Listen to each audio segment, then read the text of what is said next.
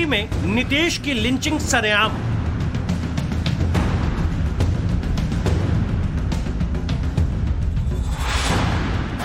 कातिल उफीजा अदनान अब्बास कहां फरार?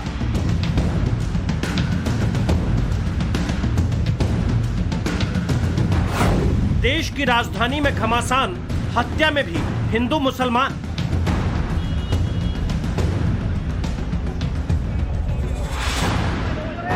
दिल्ली के रंजीत नगर इलाके में जहां कल हंगामा मचा था, वहां आज मातमी सन्नाटा पसरा हुआ है।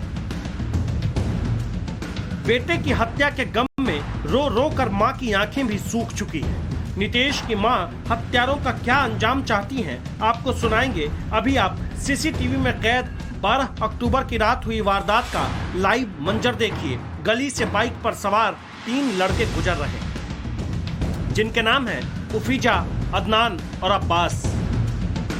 तभी वहां खड़े नीतीश और आलोक से बाइक सवार लड़कों की झड़प शुरू हो गई। झगड़ा इतना बढ़ा कि नीतीश के सिर पर पत्थर से वार कर उसे अधमरा कर दिया गया। राजधानी दिल्ली के रंजीत नगर इलाके के शादीपुर गांव में 12 और 13 की रात में नीतीश की हत्या कर दी जाती है। 2 और 3 बदमाश आते हैं और जब नीतीश बाइक से जा रहा होता है अपने दोस्तों के साथ, तो ताबड़तोड़ उस पर अटैक करते हैं और नीतीश घायल हो जाता है। 2 दिन बाद उसकी मौत हो जाती है। अभी हम शादीपुर गांव में ही हैं और यहां से जस्ट इस गली में जो नीतीश है उसका घर है। और यहाँ इस गांव में अब जो है लोग काफी तनाव में हैं, क्योंकि जिस तरीके से इस घटना को अंजाम दिया गया है, जिस तरीके से नीतीश की हत्या की गई है, उसके बाद से लोगों का ये कहना है कि वो इस गांव में अब सुरक्षित नहीं रहे हैं। इलाज के दौरान नीतीश ने दम तोड़ दिया तो रंजीत नगर के शादीपुर गांव में हंगामा मच गया। लोग शव के साथ आक्रोश जाहिर करने सड़कों पर उतर पड़े।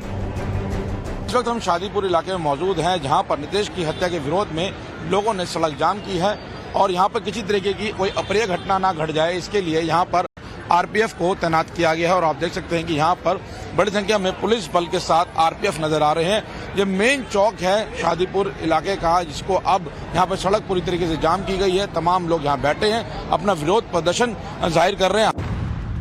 पुलिस ने किसी तरह से आक्रोशित भीड़ का गुस्सा शांत कराया, लेकिन नीतीश की मां का कलेजा अब भी धधक रहा है।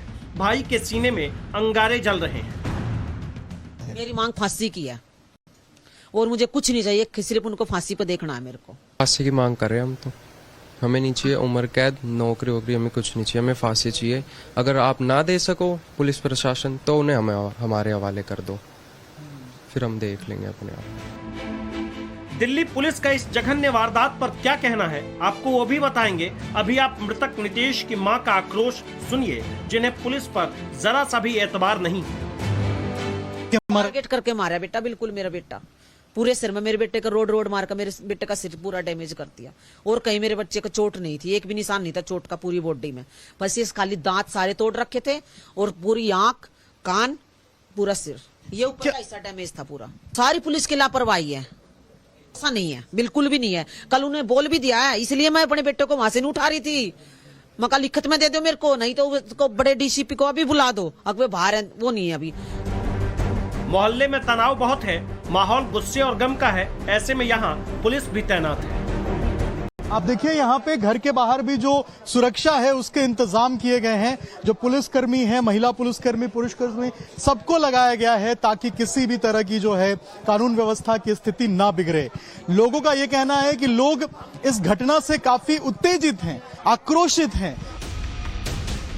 यहाँ के लोग मर्डर को कम्युनल एंगल दे रहे हैं। इसकी बुनियाद क्या है? क्या इस इलाके में पहले भी इस तरह की वारदात हो चुकी है? आपको यहीं के लोगों की जुबानी बताएंगे।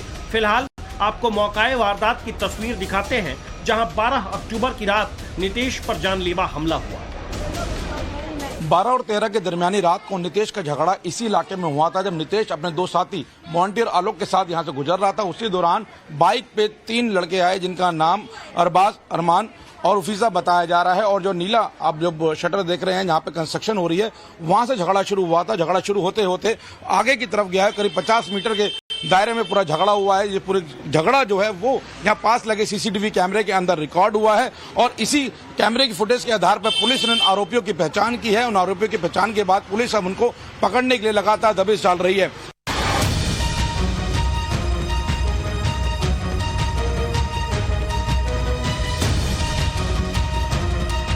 नीतीश पर हमले की खबर घर वालों को मिली तो वो उसे अधमरी हालत में आरएमएल हॉस्पिटल लेकर गए।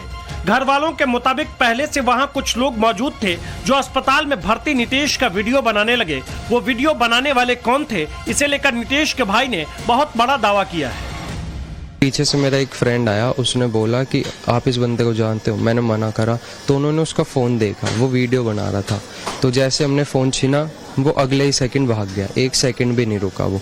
और वो मतलब 3-4 जने थे और वो प्रॉपर इंटेंशन से आए थे कि देखने आए थे कि अगर ये बच गया, मर गया तो ठीक है, वरना अगर ये बच गया तो आगे वो और कुछ इंटेंशन शायद उनकी अलग थी।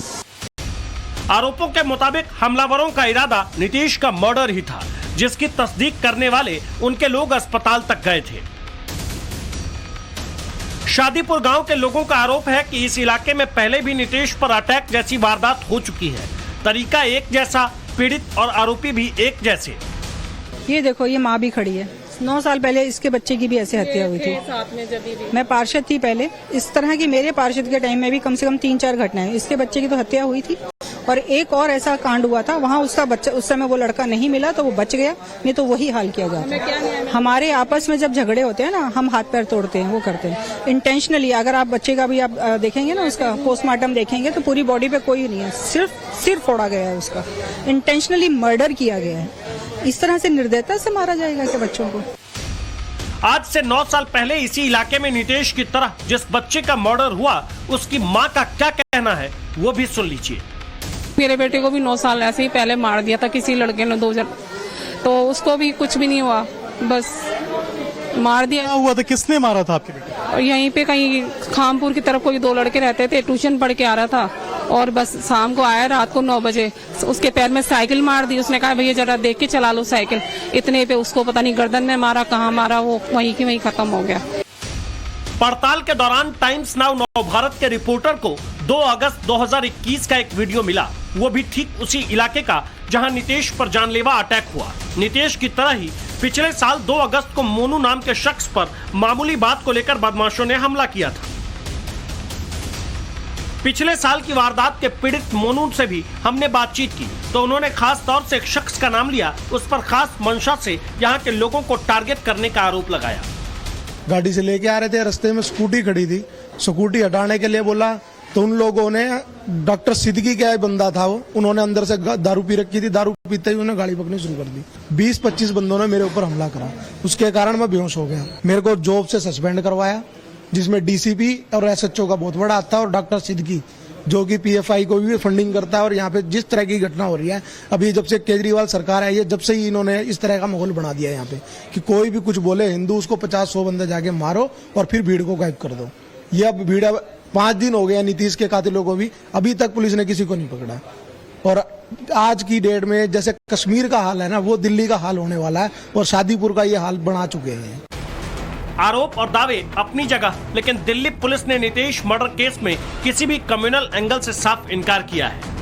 मेरी आप लोगों से यही अपील है कि ये मामला जो है ये सांप्रदायिक नहीं है और इसको सांप्रदायिक दृष्टि से ना देखा जाए। ये 2 अलग अलग गुटों के लड़कों का आपस में झगड़ा हुआ है और जो अग्रेसर है उसी को ज्यादा चोट लग गई है और उसकी जान चली गई है। तो मेरी आपसे यही अपील रहेगी कि आप शांति बनाए रखें, इसको सांप्रदायिक तरीके से ना देखें, सांप्रदायिक रंग ना दें और यहाँ पे शांति का माहौल बनाए रखें। चूंकि मामले ने क्रिमिनल से कम्युनल और पॉलिटिकल एंगल भी ले लिया है, ऐसे में बीजेपी के निशाने पर डायरेक्ट दिल्ली के मुख्यमंत्री अरविंद केजरीवाल हैं। ध्रुव त्यागी, अंकित सक्सेना, दिलबर नेगी, बादल, मतलब मैं कितने नाम लूं जो पिछले 2 साल 3 साल के दिल्ली के अंदर जिहादी आतंकवाद का शिकार हुए। ये जो नीतीश की हत्या हुई, ये उसी जिहादी आतंकवाद का एक उदाहरण है और इसको रोकना, अगर नहीं रोका गया तो दिल्ली के हर घर में ये खतरा बन सकता है। दिल्ली की, देश की राजधानी में हिम्मत क्यों इन जिहादियों की बड़ी है? उसका अगर कोई कारण है तो दिल्ली का मुख्यमंत्री अरविंद केजरीवाल है, जो हिंदुओं की हत्या करवा रहा है। बीजेपी केजरीवाल सरकार पर वार कर रही है और केजरीवाल सरकार बीजेपी पर। डिप्टी सीएम मनीष सिसोदिया ने एक दिन पहले ही उपराज्यपाल को चिट्ठी लिखकर दिल्ली की बिगड़ती कानून व्यवस्था की ओर ध्यान दिलाया। उन्होंने लिखा, नीतीश की गुंडों ने दिन दहाड़े पीट कर हत्या कर दी। हत्या के बाद से गुंडे फरार हैं और पुलिस परिवार को केवल उचित कार्रवाई की तसल्ली दे रही है। इस समय उसके परिवार पर क्या बीत रही होगी, ये सोचकर दिल दहल जाता है। सिसोदिया ने इसी महीने दिल्ली में हुई कुछ वारदातों का जिक्र करते हुए आगे लिखा है, ऐसा लगता है दिल्ली अपराध की राजधानी बन गई है। अपराधियों में कानून व्यवस्था का कोई खौफ नहीं है। दिल्ली में कानून व्यवस्था बनाकर रखने की जिम्मेदारी संविधान ने आपको दी है। दिल्ली पुलिस सीधे आपको रिपोर्ट करती है। मेरा आपसे निवेदन है कि थोड़ा ध्यान इस तरफ और भी दें। वार पलटवार सियासत का तकाजा हो सकता है, लेकिन अभी जरूरत नीतीश की मां के आंसू पोंछने की है। दरकार उन्हें इंसाफ दिलाने की है, ताकि फिर कोई नीतीश ऐसी वारदात का शिकार न हो। दिल्ली में अपराधियों का खौफ नहीं, बल्कि कानून की धमक हो। दिल्ली से मोहित ओम के साथ अभिषेक राज, टाइम्स नाउ, नवभारत।